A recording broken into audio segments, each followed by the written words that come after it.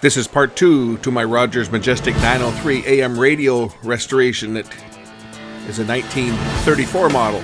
Part 1, we replaced all the caps on it, but I had low sound. So today, we're going to look at this and see if we can get to the bottom of it.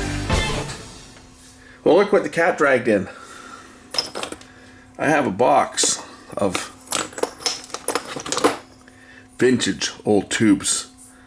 6J7. Got given this box of old tubes. Don't know what shape they're in, but I'm sure that most of them probably work. I've got a tube tester that I can test these with. And what am I going to use these tubes for? Well, I've got that vintage radio back up on my bench, and I'm going to test the tubes that I think might be a bit weak. And hopefully, if they are, I've got one here in this stack of tubes that might work. And oh, look. What we got here?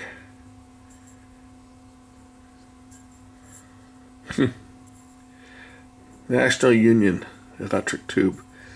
Looking for the number on here. What is this one? Does it say? Can we read it? I was just thinking that other radio that I've got that had the bad diode tube. I might have one in this pile that I can actually put that radio back to spec.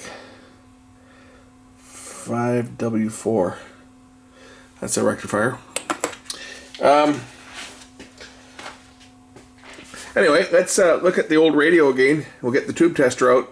We'll test some tubes and see if we get a bad tube. And hopefully it's just a bad tube and I've got one. And I can get that old radio back in proper service. So there's the radio, if you guys remember it. Just going to put these aside so that they don't get knocked down and broken. So if you remember this old radio, this old Rogers Majestic, the tubes that I'm in question that may not be up to spec are the mixer and the IF tube. So I'm just going to remove these two. I know that these ones work because the amplifier works and it receives one station really, really weak. So we're going to test these other two tubes. So I'm going to grab the tube tester. Get the tube tester up here.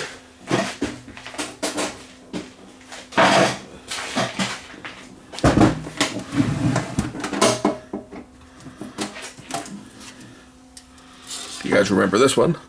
Let's look up the tube number and check them out. Here's our schematic for the radio. First tube I'm going to check is that one. This would be the 6A7. So to check the 6A7, I have to look up a 6A7 on here. So we're going to roll this up till we see 6.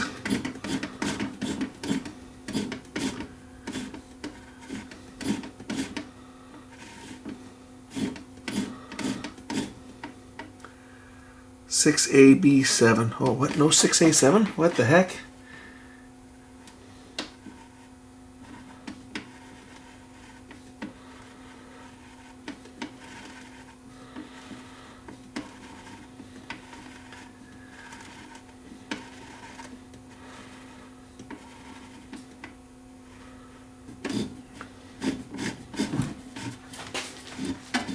It doesn't seem like it's got the settings for it.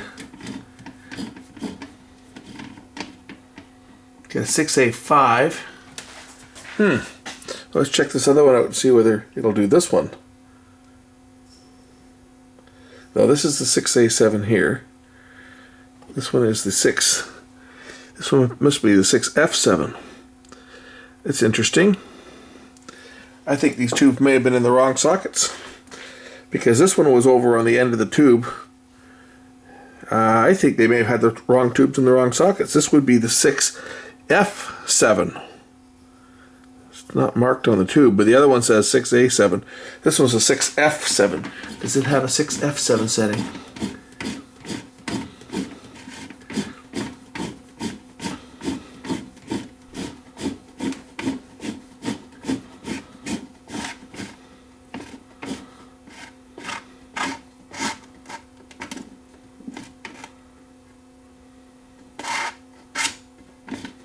No, it doesn't. It only goes up as far as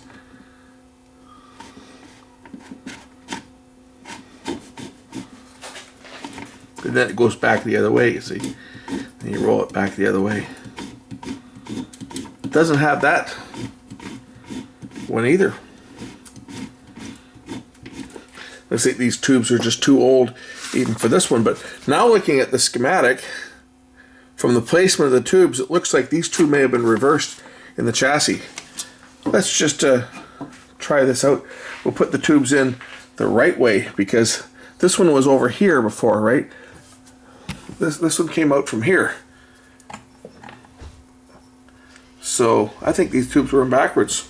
As you can see, this has got a 6A7 written here, and this has got a 6F7 written over here, which is the way that the tubes were in the socket in the set. However, and I just noticed this now, after pulling the tubes out and actually physically looking at the tubes themselves, this one here has a number on it that says 6A7. And if you remember, that was plugged in to this socket. It was plugged in like this. This one that's marked 6A7 was plugged into this socket. So it was plugged in where it was supposed to be, or where it showed, where it was written on the chassis. That's how the tubes came out. But when I was looking at the schematic, the 6A7 is the front end, which is over here. The antenna coil and everything is not connected to this tube socket. It's connected to this one over here. Right? That's your front end. That's your IF. That's your audio amplifier. Well, 6A7 is the front end. So this is the 6A7. So that, I think, needs to go into this socket over here. Oh, wouldn't that be something if that's all it was after recapping? Because I haven't pulled these tubes out. This is the first time these tubes have come out of this set. We'll plug this one in over here. Oh, wouldn't that be something if this makes this thing work? It would make my day, I tell you. Okay, put the cap on this one. Get that out of the way.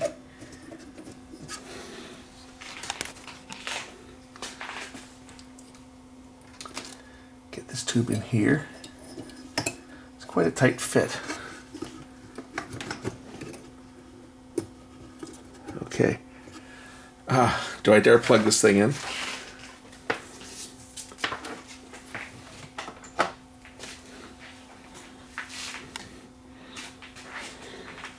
Power on.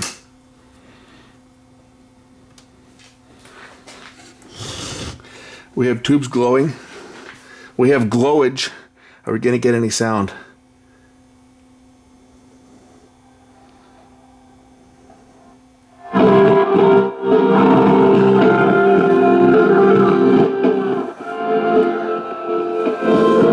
I would say that's affirmative.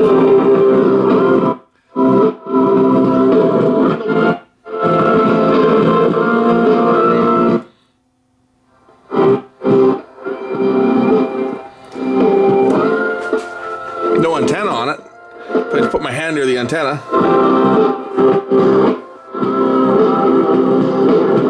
Incredible. Wow. That's picking up obviously my own transmitter that's sitting on the other side of the workshop here. But no antenna connected. Let's see if I connect an antenna to this thing, whether it'll actually pick up something a little further away. That's amazing. That's all it was I got this thing. So this is incorrect. This is the 6F7. This is the 6A7. Somebody wrote the wrong numbers on here before. And then whoever else has touched this thing has had the tubes in wrong all along.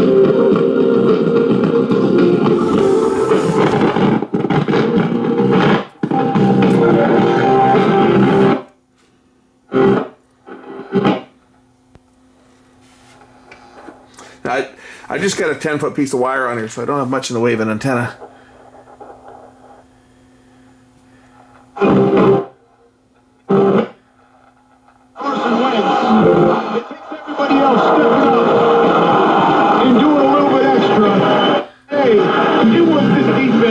Incredible. I'm going to go throw the antenna outside and give it some elevation, because I've just got a piece of wire just hanging off my workbench here. I'm going to put this antenna outside where it belongs. We'll see what type of reception we get. This is incredible. I didn't think this thing was going to work as well as it is already. All because some numbskull pulled the tubes out and didn't write the numbers down properly and transposed the numbers where they wrote it on the chassis. and that's why the reception was so weak. I'm surprised it actually received anything at all with those tubes reversed, but it did. Not like it was supposed to. Now it's starting to perform properly. I'm pretty stoked. Let me throw the antenna outside and we'll see what type of reception we get. Okay, antenna's outside. I just threw it up in a tree.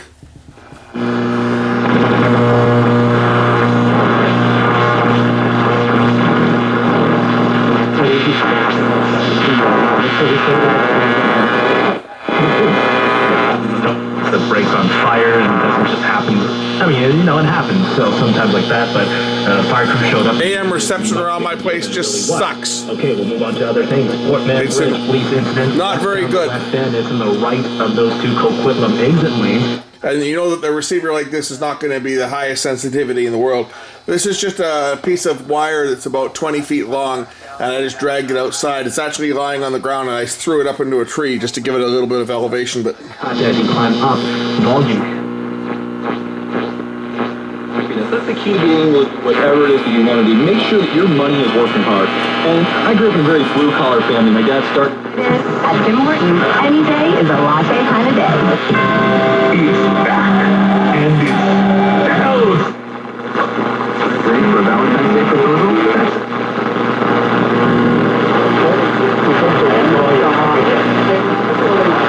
Of the Falcons this year, that they needed to finish drives. 1 for 3 today in the red zone.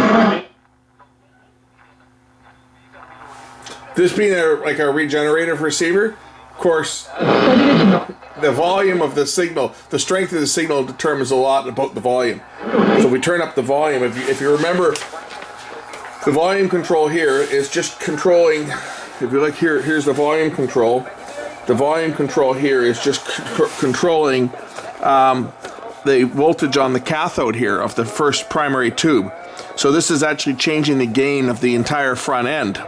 So if your signal's weak, you got to increase your gain. Then you get a strong signal and you get blown out of the place. So if I turn the volume up, so the volume control on this is more acting like an RF gain control and not as a volume control. There is no control between the plate here of the 6F7 and the grid of the well, in this case it's a 41S because it's not correct on here. But what we're doing is we're controlling the gain of the front end.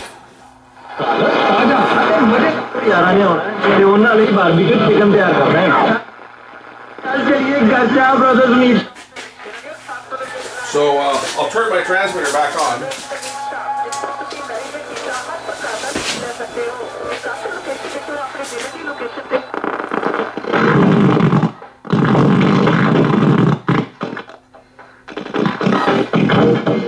You can see if I had the gain turned up, and that's because I have to actually turn the RF gain down because my signal here is too strong.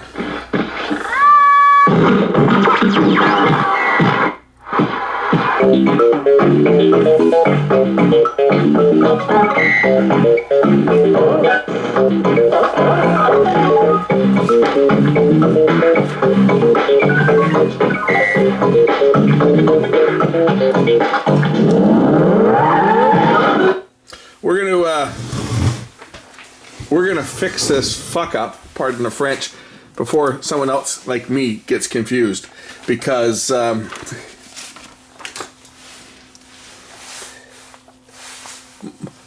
headaches could have been really alleviated if this had had the correct markings for the tubes here. This is not a 6A7, this is a 6F7, and this one is a 6A7. We'll scrunch out that. This one is a 41S, and I forget what the number of that is, but I'll write it down when I remember it. Anyway, that's got this old beast.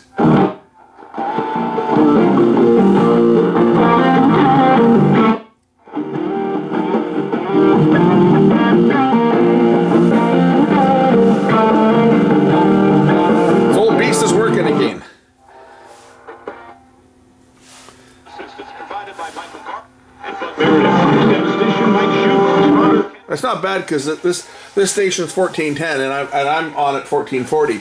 So I'm only 30 kilohertz away, and I'm actually able to pick up the station at 1410 in the background. Divisional playoff doubleheader. A little bit of spillover. The Patriots host the Tennessee Titans. And Cooper, Jason Taylor, and Rob Arkish are standing. Life of investing, not even 1 year, but over I think it was 50, 55 years worth of investing, they had 20% of what they would have made if they weren't paying those fees.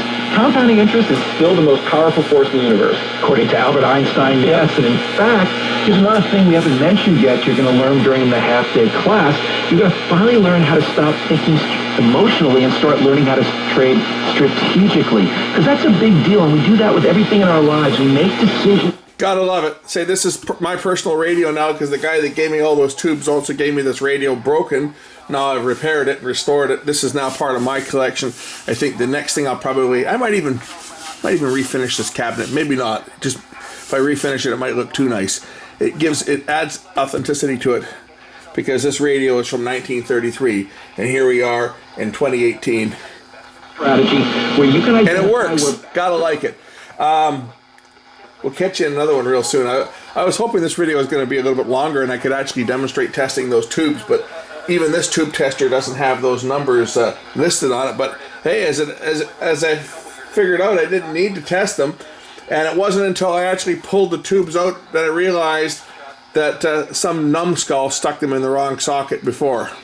I probably should have caught that before, but the only reason I missed it was because the same numbskull that stuck them in the wrong socket wrote the wrong numbers on the chassis, and I just looked at the tubes as they were written on the chassis. It wasn't until I actually looked at the schematic again today when I pulled them, and then I realized, wait a minute, these are wrong. When I looked at the schematic, that's when I figured it out. Even though I worked on this thing a couple weeks ago, I didn't actually look at the glass. I looked at the numbers that was written on the chassis, but I didn't actually look at the glass, and I missed it. But we caught it this time. Thanks for watching. We'll catch you later.